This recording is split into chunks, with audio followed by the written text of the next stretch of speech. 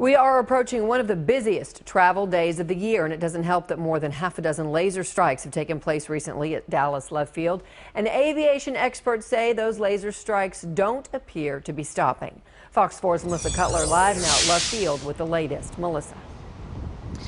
Well, Heather, we're on track for a record year, unfortunately, according to the FAA. So the problem is growing, but not everyone thinks these laser strikes pose a big problem for pilots. Dallas police and the FAA are on heightened alert after 8 laser strikes in one evening. But is it a critical danger to pilots? That depends who you ask. Big problem.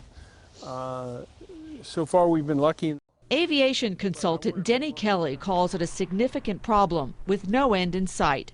In the latest incidents, the flights were roughly 4 miles out on final approach at Love Field. Between 6 and 7 on Sunday evening, the FAA says a Southwest Airlines pilot reported a minor eye injury, although the airline says it has no record of that. So far, no arrests and no suspects. So far we've been lucky and nobody's been seriously hurt, but problem's getting worse, and the potential is there to bring down an airplane. That it's more on the level of a nuisance. Chris Mono has flown with a major carrier for 30 years, 24 of them as captain. Before that, he flew for 7 years as an Air Force pilot.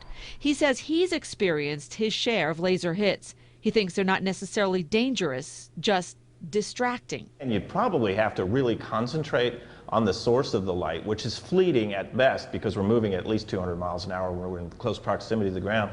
So I don't know how, other than staring at the light source, you could ever have any type of injury. Mono says the only likely way an eye injury could happen is if the person is in front of the airplane at the end of the runway, and that's impossible. He notes lightning strikes and bird strikes are cause for concern, but lasers, not so much. It tends to light up the cockpit much like lightning does, or spotlights or anything else. It tends to be very brief. Again, it's a nuisance. And on the level of nuisances that we worry about in flight, this is very low. Now, the FAA says that there's been about 5,000 laser strikes nationwide, about 140 give or take here in North Texas. And whether you think it's dangerous or not, Heather, the stakes are high. It is considered a felony if you use your laser and you point to one of these planes in the sky. Back to you. All right, Melissa Cutler live at Dallas Love Field. Thank you.